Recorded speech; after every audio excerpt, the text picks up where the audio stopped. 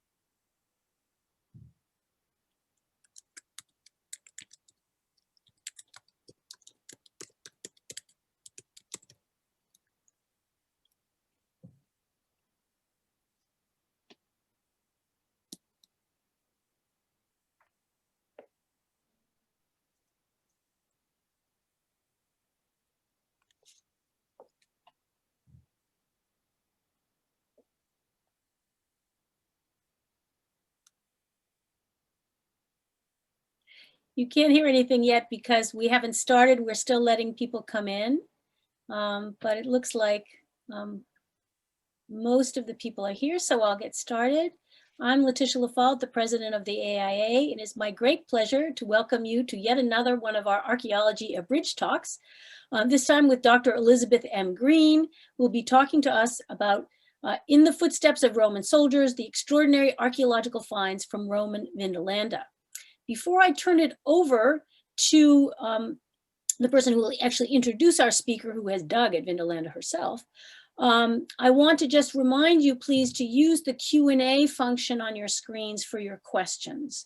We're delighted to see so many people actually using the chat and saying hello from all over the world, but it's easier for us to keep track of the questions if you use the Q&A function rather than the chat. All right, so welcome everyone, and let me turn it over to our Vice President for Outreach and Education, Laura Rich.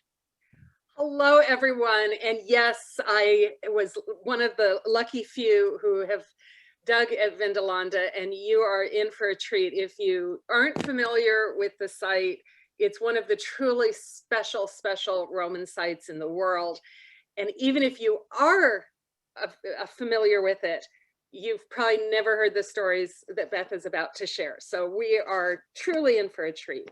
So let me let you know how special she is. Dr. Elizabeth Greene is Canada Research Chair in Roman Archaeology and Associate Professor at the University of Western Ontario.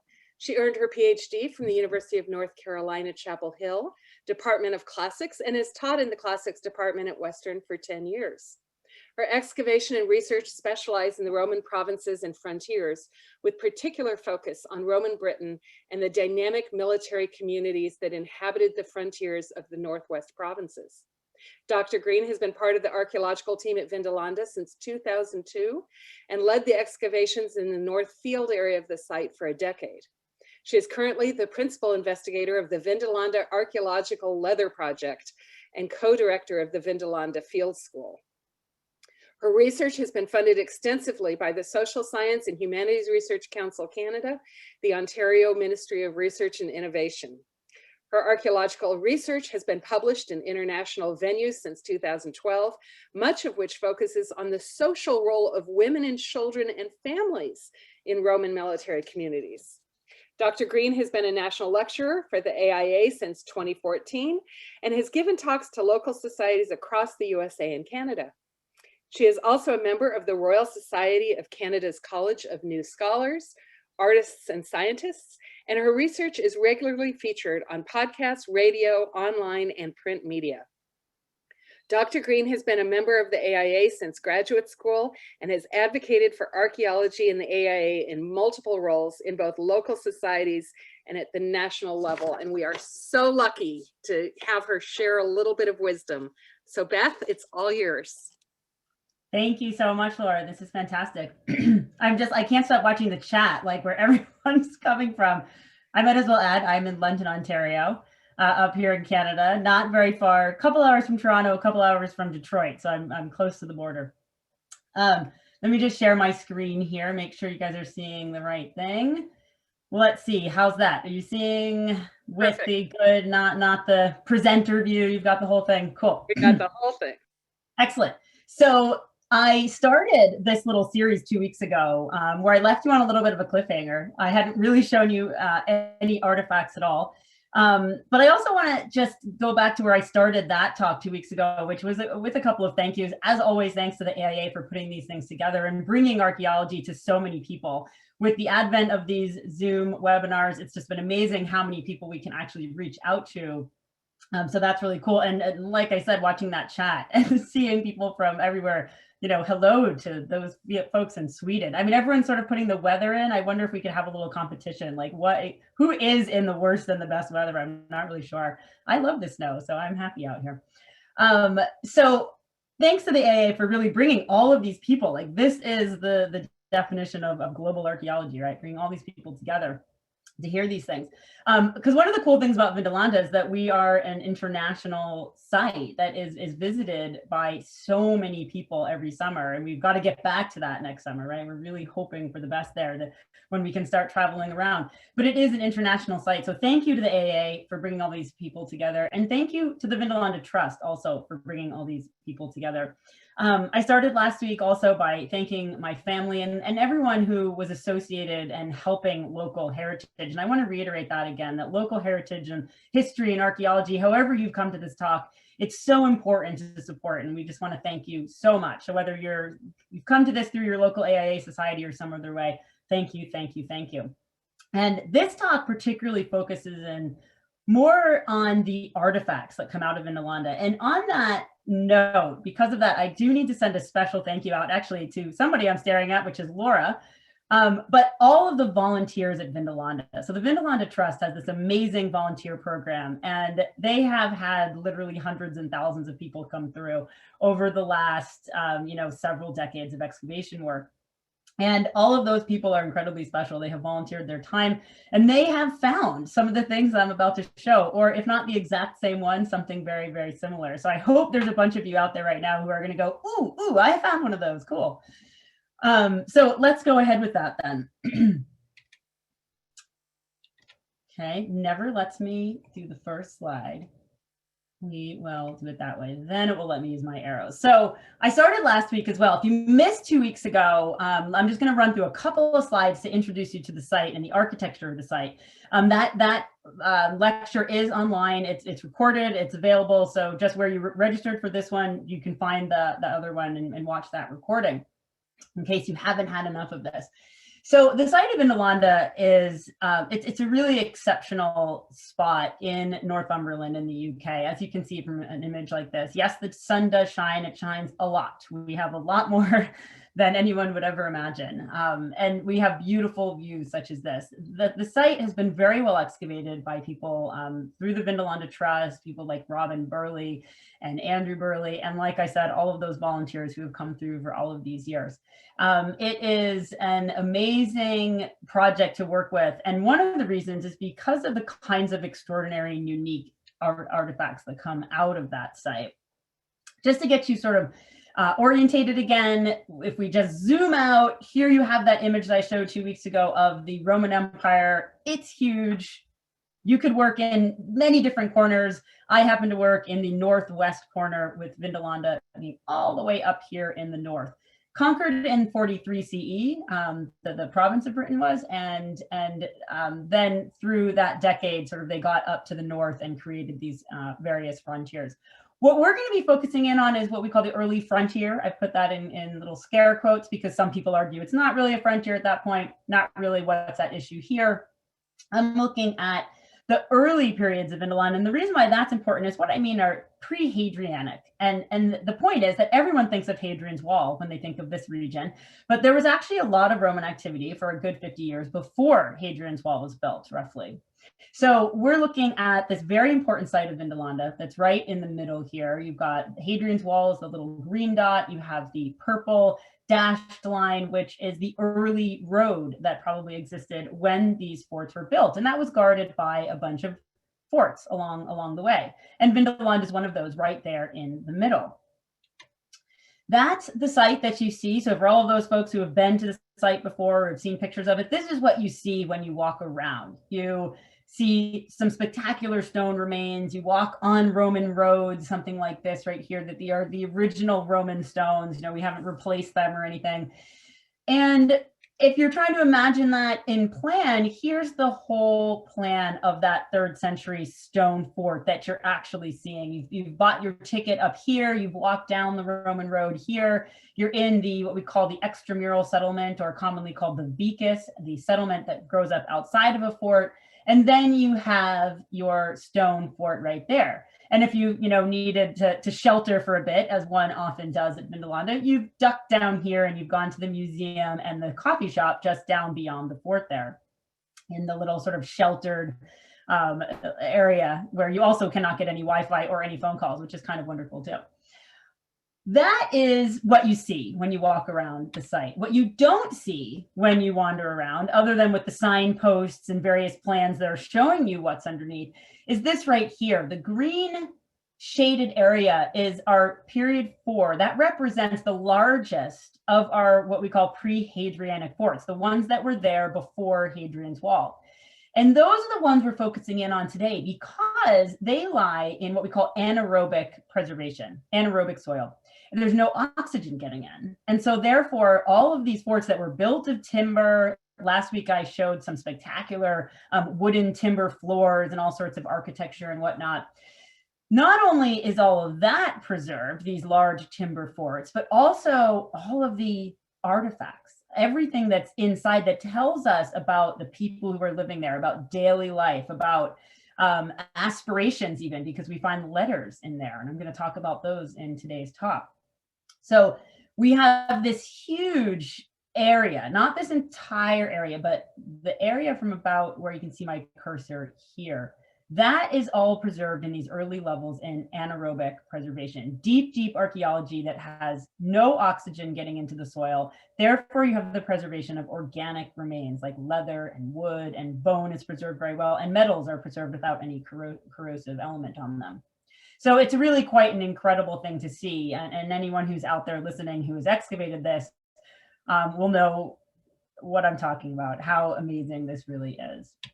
So this is what it looks like. You are probably, if you've only excavated in a Mediterranean kind of dry environment, or somewhere else in the world, or you've kind of only watched archaeology on TV where they're sort of brushing away dirt with these things, you're thinking that this is utter chaos. But this is how you have to excavate an anaerobic environment that is going to flood at any point. We also have a very high water table, as you can see on the right-hand side. So it's a difficult excavation, but the results are amazing. The results are the preservation of materials that are usually invisible in the archaeological record. So things like leather and wood and bone and other organic matter that we wouldn't normally be able to show you. That, what you see, the excavation on the left is a ditch, and on the right you have the buildings, the structures in which we find a number of things, and actually can tell us a lot about the inhabitants of the space. This is zooming in on a ditch excavation that we did a couple of years ago from the Severan period. So that would be the early 3rd century CE. And that's where we find a number of things as well. So that's just a little recap of the architecture of, the situation, the archaeological situation that I gave you an intro into 2 weeks ago. Let's look now at what that produces. We have two sort of really big assemblages of things. One, we have thousands of Roman leather shoes, and it's not all leather shoes. We have an assemblage of leather artifacts, so that numbers now 7,315 artifacts. So this is really extensive, and it is the largest assemblage of archaeological leather from any Roman site, and probably the largest assemblage from any single site. So there's a lot of medieval leather out there that will be brought together at a place like York, where it comes from different areas and different parts of the city and different sites. Vindolanda is probably the largest archaeological assemblage collection that comes from one single site. All of this from Vindolanda. The image that you see right here, and this is something I enticed you into at the end of 2 weeks ago, that is what we call the wall of shoes. That's the first thing you see when you enter the Vindolanda Museum and kind of enter into the galleries. And the point of that is to make people understand, visitors to the site, to have them understand and think about the people that lived at Vindolanda. So much of archaeology, kind of historically, for a long time, back in the day, was about sort of, fancy things and blingy things and big buildings and paintings and wall paintings and sculpture and all this. But for the last couple of decades, let's say, we've been really getting into something that we call sort of social archaeology, social history. We're really kind of looking from the bottom up rather than the top down. And this footwear is a huge part of that. And especially for me and for my research, why it interests me so much is that I have never seen anything that makes me think of the people quite so palpably, really. That this is just an incredible assemblage of material that when you hold someone's shoe in your hand, you really feel the power of the person that perhaps wore that at one point. And these are all nearly 2,000 years old, so that's really exciting. So the point in the museum is to have people really looking and thinking about the people that used all of these artifacts, who read these letters, wrote these letters, used the pottery, think about those people. And the way to do that is to look at these shoes. So we have thousands and thousands, probably somewhere around 5,000 Roman leather shoes. And I say probably around because I'm actually databasing this all right now and we're still counting. So we know how many leather artifact numbers. We think we have roughly around 5,000 shoes from all of those artifacts, from all those leather artifacts. Based on the sort of percentages from every year. But soon, I will actually have an actual number of how many Roman leather shoes we have. So tune in. You're looking at two very different, but very well-preserved shoes. Up on the top right here, you have what I call the ubiquitous Roman military marching boot. This is your standard, your bog standard, closed leather, good for that wet British weather. Laced up on the front, nice sturdy shoe. You have a whole run of hobnails, iron hobnails that they would walk on for that walking surface. And then over here we have something that essentially fulfills the same purpose. You've got a pretty sturdy boot, but this one is highly decorated. So one of the themes we're going to look at here is sort of the different decoration and the different kinds of ways that people are using footwear to express status as well. Status, identity, kind of saying, hey, look, I'm a little bit fancier with this shoe. You could even actually put a colorful sock under here and have a color come out. And we know in the Roman world that color on your feet was actually an important status marker. The senators in Rome wore red boots and the equestrians wore black boots. Now, I don't think that they probably ran around in these fancy red boots all the time, but when you need to express that status, it can be done with footwear.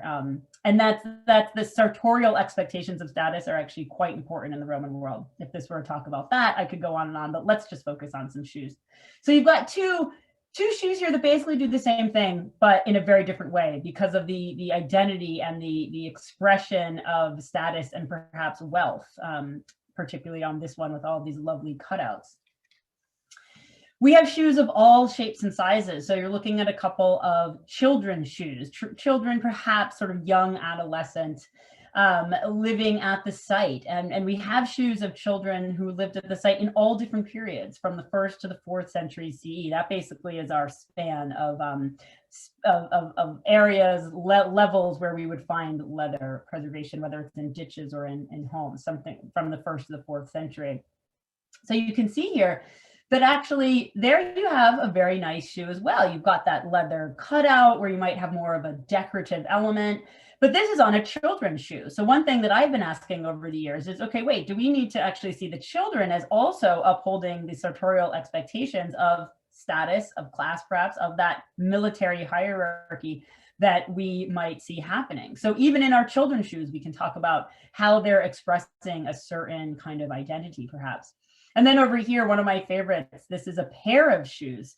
Again, a child shoe. What do we have here? Yeah, this one's probably a child. This is under 19 centimeters. And it is more of a standard kind of boot. You would have had some laces that came up into these holes and laced the shoe over the top of the foot to secure. But we don't have any sort of decorative, sort of fancy elements. So shoes of all shapes, of all sizes. And if we want to think more about those different kinds of shoes that we see, the top left here, you have a bath clog. And in fact, the astute viewer is noticing that that's probably wood. Yep, that is wood. That is a big hunk of wood with some leather over top so that it would raise your foot away from that hot bath floor or perhaps the wet bath floor when you entered. That's what we think is going on with those. On the top right, you have a sandal, and you can see all of those little delicate uppers. I mean, not too dissimilar, to be quite honest, from something that a woman would buy in a shoe store right now, right? A little strappy back here, you know, you've got your thong here. It's really quite nice. Now, what's interesting about this one, this is probably actually a shoe that belonged to potentially a man. It's sort of right on the cusp between what we would think of as a man's shoe or a woman's shoe. Stylistically, we think, oh no, that looks like a woman's shoe, but we need to remember to kind of keep our stylistic expectations out of this. Down here on the bottom left, we have what we call a carbatina. That's a house shoe. And the reason why I say that is that it doesn't have any walking surface, a sort of robust walking surface. So there are no hobnails. And it seems as though it was sort of more kind of something to wear in the house and more of like a slipper, right? But what's interesting about these, they all have wear holes in them. So you really do need that hard surface. You've got one here in the heel. You've got one, in fact, this one has been patched. Can you see those little sewn marks? Those go all the way around here. And this one has been patched, perhaps to patch that hole right there to keep that shoe going a little bit longer. Why not? They always have holes, so I always tell the story that I imagine they're nipping out for the paper. You know how you do that in your slippers, and every time you do it, you think, why am I doing this? I'm in the snow in my slippers. What am I doing? But you know, you do that too many times and you're going to wear those things out. Absolutely. And then we have another pair that looks actually like the one from the previous slide, and it's not. A little bit cuter. This one's quite small, and again, you've got these little lace holes that would have secured the shoe down to the foot. But these pairs are always really fun to find. Those are quite exciting. Now, what kinds of info do we get from feet? Is it all just about sort of shoes and fashion and footwear? It's actually not. And in fact, my entree into this had nothing at all to do with fashion. I have written a few articles now about what fashion is telling us about status, really not for fashion's sake, though that is absolutely a really interesting approach as well. And I collaborate with some people that do take that side of things. For me, the info that we're getting from feet has to do with sort of size and robusticity. And what I mean by that is, look at these three shoes and look at how very, very different they are. Some of the shape differentiation is gonna be down to fashion. Styles absolutely change. We see them change dramatically from the 1st into the 3rd centuries, absolutely. But look at the general shape of these shoes. Here on the, sorry, let me go to this slide. Here on the left, you've got a really narrow waist, we call it, which is what we would call the, I can only remember the way we call it archaeologically, the sort of middle bit. The tread, which is the ball of the foot along here, very wide, very narrow here, and then it goes out a little bit there, and then kind of pointed but rounded at the point. This one here, pointed, very unusual shape, and then kind of straight down. So you don't have very much going on there with the arch of the foot. There we go, the arch of the foot. And then this one over here, again, different again, very, very rounded, kind of a wide waist actually. The arch is sort of wide, and then just as wide of a heel. But my point here is that you have these 3 shoes, and this is just 3 out of the thousands, that where you can see, I understand this is telling us something very different about the person who wore that shoe, whether it's who they were in terms of its size, so its overall length and its widths and various things that we can look at and understand what kind of, roughly what age and what kind of person wore that shoe. But also looking at the robusticity, in other words, looking at things that might tell us about health outcomes and sort of pathologies in the population. So that's really interesting as well. And I collaborate with a number of physical anthropologists. I'm working with actually a pet orthist, like a podiatrist, slightly different. I'm even going to start working with kinesiologists to understand some of the health outcomes of wearing these shoes and what would happen if you, wore these military boots and then hiked on them, with lots and lots of kit on your back for several miles a day, something like that. So there's really interesting information that can come out of this. We can also look at, now I had already mentioned this idea of sort of children's shoes, but this sort of understanding of potentially a public role for families of officers. So I sort of introduced you to that idea saying, hey, look, we might even have the sartorial expectations of one's sort of class or status being upheld in the footwear of the children in the site. This one right here, if you look to your bottom left, that is an 11-centimeter long shoe. That's a baby's booty, an infant who maybe isn't even walking. I often actually say, people say, no, there's no way that person was walking. But in fact, my mom who's watching will remember I ran at 8 months. So I think I was actually walking and running when I was wearing that size shoe. But apparently, people who have kids tell me that that is a tiny shoe and generally you're not walking when you're wearing a shoe that size. Yet it is fully appointed. In other words, it has all these little time-consuming cutouts. So again, you could see that color popping through. It has a fully functioning sole where you are going to be walking on a surface, an iron hobnail sole, but potentially not of any use at all to this individual. So what I deduced from looking at shoes like these two on the left is these are from a very high-end space. These are from the Praetorium, which is the commanding officer's residence. And what I've been arguing about these shoes is that they must indicate some sort of public role for the families of the officers in this military environment. And that's interesting because we never really talked about the families or the children or the wives or any of these individuals, the women associated with the military, until quite recently, until a couple decades ago. With certain researchers at that time who have just done this fantastic job at introducing the world to this idea and to this material. So that's where I jumped in and got so excited about the footwear and what it could tell us. So we have these really interesting children's shoes that are helping us understand this new part of the population in a military community. Really, really interesting. And then no talk of the Vindolanda shoes is complete. In fact, I almost didn't actually show you this, and everyone emails me and says, why didn't you show the Lepidina slipper? This is arguably our most famous shoe. It has been colloquially dubbed the Lepidina slipper, and that is because it comes out also of this Praetorium, this commanding officer's residence where we know the family was living there. And this is the nicest shoe we have on site, meaning the most sort of high end, the most well-appointed shoe, one that really suggests the high elite status of the individual wearer.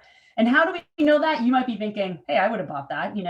Again, I think women would have bought this. I don't know that, in the past, although, we're getting shoe styles are branching out. You can wear whatever you want now, which is fantastic. But what we have here is a maker's mark right here of a shoemaker called Lucius Aebutius Thales. His mark is also back here. We only have a few shoes in the whole assemblage that have maker's mark, an actual name that we can attach this to. But then you can also see other decorative elements on the shoe sole, and I'll show you some of those in a little while as well, some more of those. Really nicely decorated all up in the front here. And this we call the Lepidina slipper because we know that the wife of the prefect was named Lepidina. So the commanding officer had his family there. We know what they're called because of the next bunch of things I'm going to show you, which is something called the Vindolanda writing tablets that give us this incredible amount of information about the people that lived at the site. So we can put this material together and say, okay, maybe we have actually her shoe. Now, we don't like to do that in archaeology. We don't want to put kind of a name right on something, but it is awfully tempting in this case, I must admit. So that's one of our best shoes. That's just a great thing. We can also tell a lot if one cares about manufacturing and construction. So we look at these shoes that are sort of not the nicest examples, but sometimes it's great to get a shoe that's falling apart because we can look inside of it. So if you see this image on the left, you can see how it's sewn together, all of the ways that this shoe is actually constructed.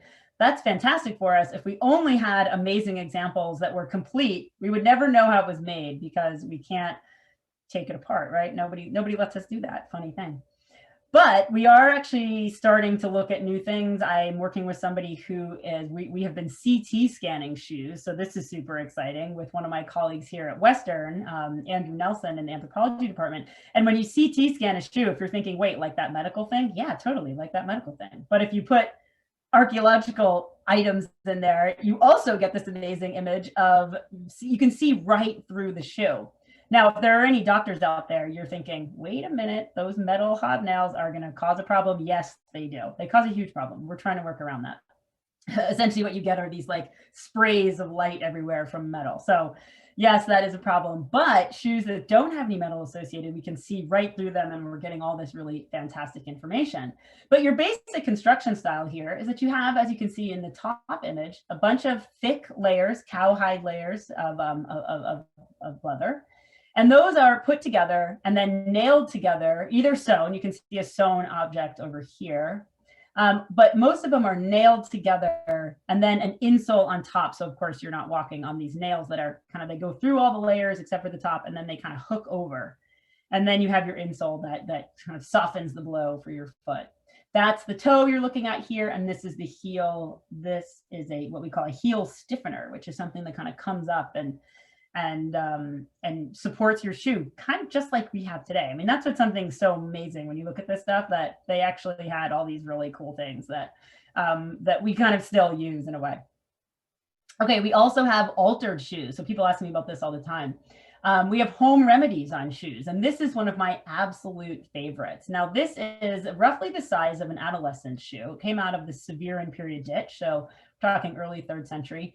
And this young individual, we don't know if it would be a boy or a girl, but they have gone and cut out their shoe right here, all the way like that, to create sort of a mule. And the reason why this is my favorite shoe, I actually found this shoe and pulled it out. And the first thing I thought of was, did anybody else, when you were a kid and you needed to just run outside real quick and you would put your feet into your shoes, but then you would knock down the back of the heel and your parents would get so mad, right? Because it would break down the shoe and they'd yell at me every time, don't wear your shoes like that. Cause you know, they just spent like $50 in the 70s on these Nikes and they were annoyed. And I think about it every time because I'm like, look, the person got told off by their parents every time they did that. And they thought, right, I'll fix this. And they just kind of cut out the back.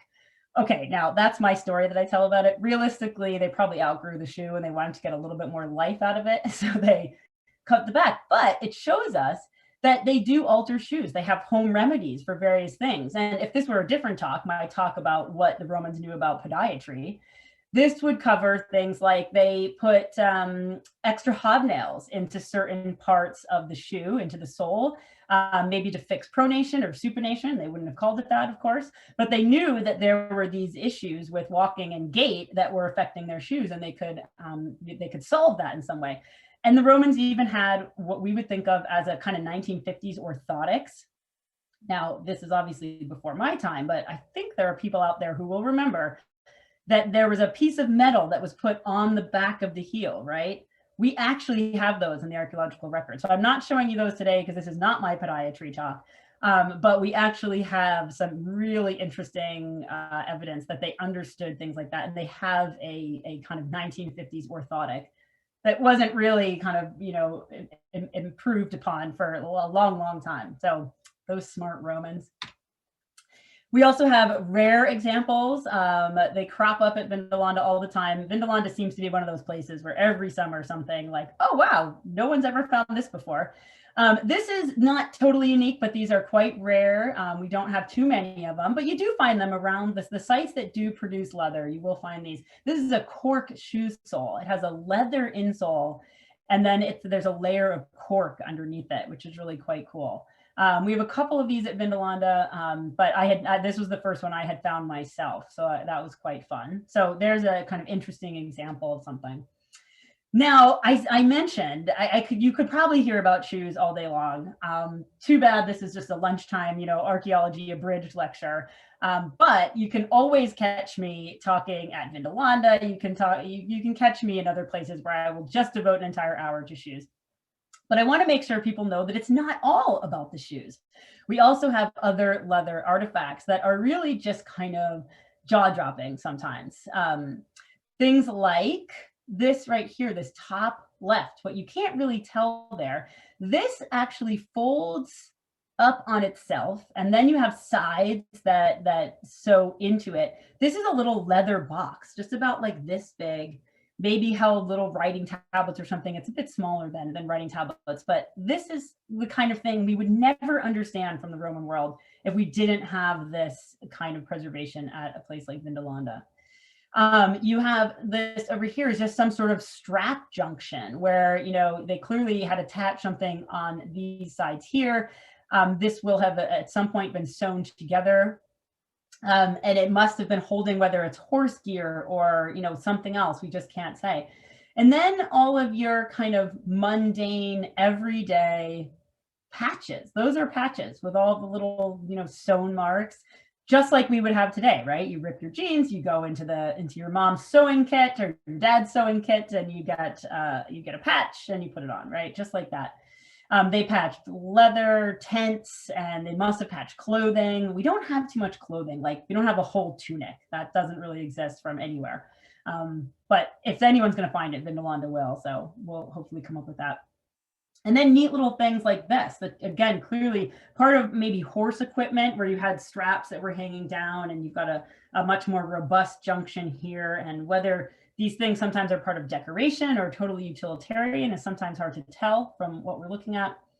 What I haven't shown, we have a full leather horse chamfron, which is that thing that goes over the horse's head. If you've ever seen an image of this from any of the kind of Roman reconstruction, where the horse will have sort of all this gold, it's actually bronze in the one that we have, but it's all fully decorated. You've got the eye holes, it's just amazing. And then little things like this make me sometimes I just get a shudder up my spine.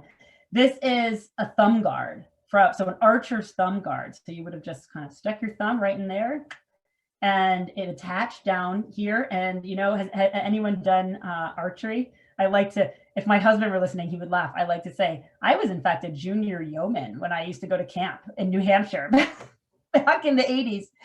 And I would constantly get that the arrow goes right past your thumb sometimes if you're not being careful because you're 12.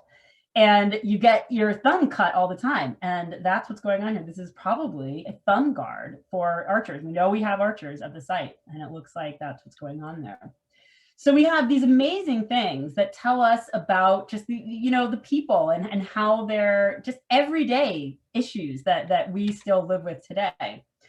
And something as simple as this, a leather toy mouse. And this made quite a splash during lockdown. We were having a couple of conversations, and the curators there at Vindolanda, Barbara Burley, was looking through some stuff, and COVID, everyone needed things to do, and this cropped up that had just been, somebody had probably thought it was a scrap leather or something like that. But as you can see, if you look closer, it's a little toy mouse, right? And somebody has actually argued against it being a toy mouse. It is such a toy mouse. You even have the little fur kind of etched into the surface. You've got your tail going down here. I just think it's the best thing ever. So it's a little toy, a little leather toy. It's just fantastic.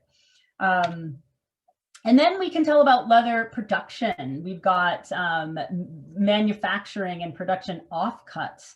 So what you're looking at on the left here they were actually inscribed. That one says CIXB, and this one says CIX. I think that one says A actually there. And what that probably indicates, it's just on a scrap of leather, so it's not on a piece of leather that you would use for anything else. And it is marking probably a stack of hides, perhaps, or some sort of order for probably a unit that it could be the century of the 9th Batavians is what that one is, maybe the I, X, and B, possibly. We can't really say for sure, but we know we've got that group at the site at the time and the period that this was found. And then this image over here on the right, this is just a whole bunch of offcuts. So it looks kind of boring, but actually a whole bag of leather offcuts tells us a whole lot about manufacturing and industries on site, because the nature of the offcuts, maybe you can see some little triangular pieces in here, or maybe there, the way they look, it's actually quite clear that it's from cutting out the leather soles. So you can see what's left, right? And you get the negative image of these leather soles. So somebody is in fact making shoes on site, or at least fixing them, right? At least kind of putting in maybe new insoles, but it looks like from the amount that we have, that we do have some manufacture taking place on site. Now we don't, however, your next question in your head is, do we have the tanneries? We don't have the tanneries at Vindolanda. There's plenty of places where they could have been. But I should point out that tanneries are very elusive in the archaeological record. We have a couple at Pompeii, and there is one down south in the UK. There are a couple here and there, but they are very elusive and hard to find. Now, never mind that you would want your tannery to be quite far away from living spaces, as they stink to high heaven. But saying that, the Pompeii ones are right in the city, so hard to say. So those leather offcuts really help us out. They seem like just little scraps, but they're really useful for us to understand manufacturing and industry. We also have some really cool things like this. Leather can be decorated in many different ways. And when I first found this, I thought, ooh, early tartan, isn't that fun? Obviously not, but like, look at it, nice little crisscross pattern. Here we are in Northern England, why not? I mean, okay, not quite Scotland. Lots of people think Hadrian's Wall is in Scotland, it's not. But what interested me the most about this, I sort of was looking at it thinking, how did they do that? And then I took this course at Northampton, down in Northampton, that was all on leather industries and pre-industrial, and then looking at industrial. And there is actually an industrial period, so 19th century machine that allows you to do this exact same thing. It takes a very, very thick glass cylinder, and when you put enough kind of weight and pressure behind it over and over and over again, it will create this really interesting surface decoration on leather. So as soon as I started the course, I thought, oh, well, obviously they didn't have this machine or anything like it, but, you know, some poor soul had to be out there and, you know, making putting this pressure on it. It would be quite intense, but they were able to do quite a few things with decorative elements. So here we have maybe a tent panel, or maybe this is a bit of a garment. It's possible. I mean, we don't have a telltale edge that would tell us that. But certainly the surface of large pieces of leather is being decorated in this way. And then we have lots of decoration on shoes, stamped leather on shoe soles. So you've got things like this right here. You've got a little urn. Can you guys make out how that's a little urn, in fact, stamped in? Concentric circles here. So shoe soles, especially sandal soles, are actually, can be, not always. Sometimes there's nothing at all in them, but highly decorative with stamps and whatnot. And this one I always like to show, because does anybody remember back in like the 70s and 80s, if you flew on a plane, you used to get the wings, the little plastic pin. I never did. My friends did, and I saw these, and it looks just like that. It looks just like the wings you would get, you know, if you flew TWA, remember them? So that I always crack up when I see that the Romans actually invented that little stamp. I love that one. And that's unique. We don't have another one that looks like that. Okay, so there's leather. This is a very abrupt, like, woo, we're moving on. And I'm going to end soon because I know we're getting through the lunch hour here. But I want to tell you about the Vindolanda writing tablets quickly, because this is another thing that just makes your heart stop when you see them. The writing tablets are not unique to Vindolanda, but nobody else has this many of them. We've got, you know, nearly 1,000 or something like this that actually have, you know, good, robust information in them. They are postcard size. They're millimeter thick pieces of wood that are treated, that can take ink. So it's ink on wood, letters back and forth between military people, military families, and various people, and military in terms of official records of various things. And they tell us everything from, this was the very first letter that was ever found by Robin Burley back in 1973. And it says, it still exists, "I have sent you socks and underwear." Could you get more human than that? It's probably from a mom, and she says, "I have sent you socks and underwear." So this is an incredible cache of material that you can get your hands on now. It is, one of my slides here will have the website, Roman Inscriptions of Britain, and that's where you can get all these online. But then also all the translation and transcriptions in this book here, this Bowman and Thomas, there's actually 3 volumes, and you can learn everything you want about these writing tablets. They're absolutely amazing. They tell us so much. We have correspondences between comrades here, and I've put in the Vin tab number for those kind of, scholars who are out there who actually want to know about this. The rest of you don't need to worry about it. But it shows us things like the importance of some of the women in the community. So look at this one here. We've got Clodius Super to Assyrialis. "Greetings, most willingly, brother, just as you had wanted. I would have been present for your Lepidina's birthday." So there's that Lepidina that I told you about. So a comrade was expected to go to the birthday of the wife of the commanding officer. We've got an important woman here, right? And that's something that some of my research deals with. We learn a lot about Lepidina and about her friend Claudia Severa. This one is just absolutely, if you've never seen this, it's just, I'll read it out because it's amazing. "Claudia Severa to her Lepidina, greetings. On the 3rd day before the Ides of September, sister, for the celebration of my birthday, I give you a warm invitation to make sure that you come to us, to make the day more enjoyable for me by your arrival. If you are present. Give my greetings to your Cerealis, my alias, and my little son send him their greetings." And then there's a second hand. And what we mean by that is that this writing right down here in the bottom right corner, that is different from the rest of it. So we have a scribe probably writing the actual letter. And then Claudia Severa says, "Hand me the pen." She can write. And she writes, "I shall expect you, sister. Farewell, sister, my dearest soul, as I hope to prosper and hail." Now, when you think that this is a community nearly 2,000 years ago, living out on a frontier in a military community, military environment that for a very long time we thought was just sort of this like shabby shanty town kind of place. But in fact, you have the officers' wives and their families who are along with them. They have a full thriving community. They are greeting each other. They are having birthday parties. They're moving around the frontier to see each other. This is the kind of thing that these letters bring to light. It's just absolutely amazing. And then you've got things like this. This is the letter from Octavius to Candid, which is one of the best as well. I mean, you can see it's an incredibly good, well-preserved letter with all of these different the different pieces that come together. That they actually are made, the letters can be made of more than just one of these. You've got them stitched together and they're connected through these holes right here. So this one you have like just basic stuff. It could have been written last year or 50 years ago or 2,000 years ago. So I have several times written to you that I have bought about 5,000 modii. That's a measurement of ears of grain. He needs cash. Unless you send me some cash, the result will be that I shall lose what I have laid out as a deposit and I shall be embarrassed. Like, yes, don't forget that. The hides, I love this too because it connects us to that leather. The hides which you write are at Cataractonium. So the hides, I was talking about the tanneries, these hides are coming from elsewhere. So maybe there are no tanneries at Vindolanda.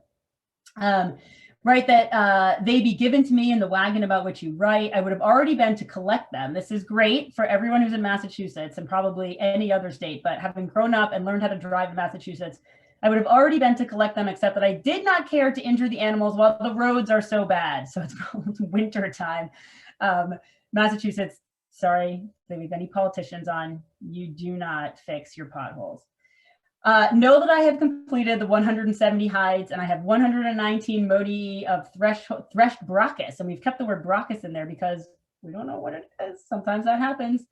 A messmate of our friend Frontius has been here, et cetera, et cetera. It goes on, but you can read these concerns that could have been yesterday, right? I will be embarrassed. Send me the cash. If I can't pay up, I'm going to be embarrassed about this. I love these. They tell such intimate stories. This one's really cool too. A man from Italy. I implore your mercifulness not to allow me, a man from the continent and an innocent one, about whose good faith you may inquire to have been bloodied by rods, as if I had committed some crime. So this is a person who had rights, had legal rights in Roman Britain and up at Vindolanda, but was not given them, and feels like he's been hard done by. So that tells us a whole nother story that I could go on about. We've also had recent discoveries in 2017. These tablets, they continue to come out. This has just been recently published in 2019 in Britannia, the journal Britannia, if anyone's interested. And this is about, an order for vegetables, right? I mean, just an order for vegetables. It's great. I love it. And like the last sentence, also you sent another key with the box that you should have done, for this is said to be the key of a little storeroom. You sent me the wrong key, dumbass, like it's just great. It's good stuff. And then a request for leave, which is also, we have a couple of requests for leave. And these are exciting for me because I personally found a couple of these that I can't explain the feeling when you find these and you see them in the record, and then you can follow it through to analysis, and it's just amazing. So I know I'm running out of time. I'm totally out of time. I've been out of time forever, but we find the most amazing things. We have this helmet crest. It's not what you expected at all. You've got this picture on the right-hand side that everyone knows from the Roman army, and we learn that this is horsehair. Well, in fact, here we found a crest at Vindolanda, and it's not horsehair at all. It's actually made of a vegetal matter called hair moss that's ubiquitous from Britain to China, so I hear. And it looks just like horsehair. So when we finally find one, lo and behold, it's made of, vegetation rather than horsehair. Maybe it's imitation, we don't know. Metals are extremely well preserved and give us this really quotidian view onto life in the Roman Empire. We've got a chain here that could be a chain that you have in your backyard. We have a brooch that holds your clothing together, a glorified safety pin. This is a ligula, which is essentially a Roman Q-tip. It's an ear cleaner, for as far as we know. And then a little bit of decorative silver plate down here that was ready to be melted down in a shop. And then even more quotidian, tweezers. They look just like our tweezers. This is a bone needle, big, thick bone needle, probably used for leather or something like that. This is part of a bone key. You can see the little notches that will look familiar to anyone who's got an old skeleton key. And then a hairpin right there, also made of bone. So these objects of daily life at Vindolanda are just incredible. And I know I've gone way over time this time, and I'm gonna end right there. And if you want to read anything more, I give talks at Vindolanda from time to time. So if you want to tune into them, vindolanda.com, and they've got a whole program of interesting things. And then, of course, the Archaeology Abridged series, which will keep going, doesn't end with me. Look for those in the future as well. Thank you so much. That was amazing and makes me want to run back there. And you gave me a particular smile because as many finds as come up at Vindolanda, I'm one of those few people who's found almost nothing. I call it the Vindolanda curse, but I finally on my last dig found some tweezers. And I was like, yes, tweezers. But it is a very personal, like someone used this to pluck their hair out. I mean, Right. Or a splinter. Or a splinter, yes. Yeah, sorry, yeah, you can like tell how I use my that, tweezers. Yeah, exactly. Yeah, So exactly. we have more questions than we'd ever get to, but I'm picking out a few. So Michaela asks, are you able to document stratigraphy in the anaerobic environment? Oh yeah, absolutely. Yeah, absolutely. I think that yeah, without the stratigraphy, we wouldn't be able to really, date this. So it's absolutely critical on any archaeological site. Yeah, you're picking up the fact that it's going to be a little bit more difficult. But if you actually, let me go all the way back to the profile picture of the ditch. And in fact, you can make out in there the various levels, even though we're dealing with this looks very, very similar, but actually if you're on the excavation, it feels very different. But you do have in ditches, these big, large, like, what am I trying to say? Deep stratigraphic layers that just have one layer of, of discard in them. But then as you go up, you've got different colors, but they do feel very different as well. So yeah, absolutely. the site uses what we call a single context. It sounds like I'm talking to somebody who knows what they're talking about. We call it a single context excavation, open area excavation strategy. But yeah, we've got the stratigraphic understanding. And somewhat tied to that, Jonathan Bream asks, was Vindolanda this hydric during the Roman occupation? And if not, what was the environment like during the Roman era? Yeah, we've probably had, so the original level is in this particular area right here is like upwards of 2 to 3 meters below the current surface. So we are getting a sense of what that would have looked like, because also when we get all the way down to the bottom, sometimes you can make out actually Iron Age plow marks and things like that. So that's actually really quite interesting. We don't have any, there's no indication that there was an Iron Age site at Vindolanda, so we don't have artifacts and all that kind of stuff. But there is from time to time evidence that, yeah, there is something going on before that. But we do pretty much, for most of the site, we kind of hit that boulder clay, that natural boulder clay that, you know, nothing was really happening on. So we don't know everything we would like to about the original kind of topography, but we do have a sense of, you know, kind of we're sort of at the end of a plateau. If you could get up on top of that hill in that first slide that I showed and look back the other way, you see that Vindolanda is actually the end of a big plateau, and it drops dramatically down, which is why we lose our cell service, down into, on 3 different sides. It actually drops right down into a burn, a stream bed. So it's quite a dramatic landscape. Steve Morse says, is the leather you found cow leather or pig leather, or have you identified? Yeah, great question. We're in the process right now of, you know, seeing if we've got any interesting leather. We know we've got cow leather. So the very thick pieces tend to be cowhide. And then, and what I mean by that is the shoe soles that I showed you, those thick, that tends to be thick cowhide. And then we also have sheep goat. We don't know right now, but we probably are going to start using Zooms, which we are on Zoom, but there's a scientific process called Zooms with an S at the end that will actually help us understand much more easily what species that we're dealing with. So we'll probably start doing some of that testing soon. But we know we've got sheep goat, we know we've got cowhide, and I wouldn't be surprised if we had other things.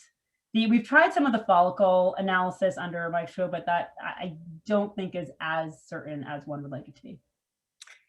And apparently we have a classroom watching. Ooh. And Leanne says, my students asked about the difference between summer and winter shoes. My answer focused on changing weight of socks, but have you got evidence for winter shoes or boots? That's a great question. So the boot that I showed you, this one right here, conveniently on the next slide, this boot seems to take over from military boots that often looked more like this, but actually even more kind of sinewy with just like little pieces. It's called the caliga, which is your quintessential military boot in the 1st century CE. And it would have been very unsuited for the British climate. And at Vindolanda, we have almost none of these. And then they switch over very quickly to this closed boot. So we do wonder if maybe that was sort of a weather transition. You know, there's no way of proving it. And somebody's probably out there saying, nah, whatever. But it is a much more practical boot, this closed one. But we could potentially see that as sort of a reaction to weather. We don't seem to have, at least I'm not able to sort of say, I mean, okay, here's the thing. Your little flip-flop looking thing, right? The Lepidina slipper, for instance, which isn't a slipper at all. That's not going to be very handy if it's snowing, right? So you're probably not going to be wearing that in the wintertime. So in as much as we can sort of put our own ideas of what one does and doesn't want to wear in the winter and the summer, which I think we can probably, you know, that's a kind of a human endeavor that everyone needs to think about. But nothing sort of out of the ordinary. So yeah, you don't wear your flip-flops in the winter, but beyond that, we don't know. Great question, guys, by the way.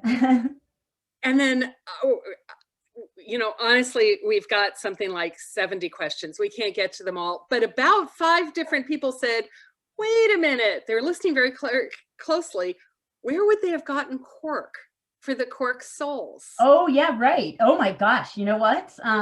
Where are you getting cork? I know there's somebody out there who probably knows Well, exactly where I they're getting think we've cork. got I don't it know. like down in Spain. Were there any legions that came up from Spain? No, yes, there are legions in Spain. Yeah, you're right. So it's coming from it's coming from the continent for sure. You're not getting cork in Britain. But what I mean, the reason why I started was saying no is that you don't need to actually think about the shoes coming with the unit. So we do actually have Spanish units, but we don't need to think about that shoe being associated with the Spanish unit, because you could have, you've got shoes that are going to be shipped around by, by merchants and manufacturers all over. So yes, we do have legions that are coming up from Spain. More to the point, at Vindolanda, we've got auxiliary units that are from Spain. We have a group of Varduli cavalrymen who are Spanish. But we could have shoes coming from anywhere in any period. So yeah, so cork does come from Spain, doesn't it? Is one of the places. So yeah, it's being shipped around, isn't it? These things, they're being shipped around. It's fascinating. There are so many good questions. This is just painful, but I think we have to say goodbye to everybody. This has been so wonderful. Beth, it's just such a wonderful niche to look into. A Roman fort. I think people don't necessarily think shoes when they think of military forts, and yet it's so exciting. For those of you who are interested, I hate adding to the competition, but Vindolanda does take volunteers. You don't need any experience. However, there's a sign up on November 1st and the slots are gone. Even though they dig for like 6 months, the slots are gone within 10 minutes. But everyone's welcome to try. And I've got to tell you, it's one of the best experiences. So go ahead and go on the Vindolanda site and at least read what's involved, because it is a truly exceptional experience. And as she said, a beautiful place to spend your summer. I've got my slot for this next year and can hardly wait to go. We want, as AIA, we want to thank you for participating with us. And if you would like to help us continue bringing these wonderful talks, we encourage you to text GIVE to 833-965-2840 or go to archaeological.org/donate. And anything you can share, we appreciate so much. We love sharing the knowledge and the expertise of our wonderful members, like Dr. Greene. This has been so wonderful, and stay tuned. There will be future Archaeology Abridged coming at you, but don't know the next date, but we hope you will join us. And thank you so much. We just fully enjoy bringing these talks to you. And thank you, Dr. Greene. Thank you so much for having me. Thanks, everyone, for sticking that out for a little bit longer than Abridged. It was wonderful. Bye.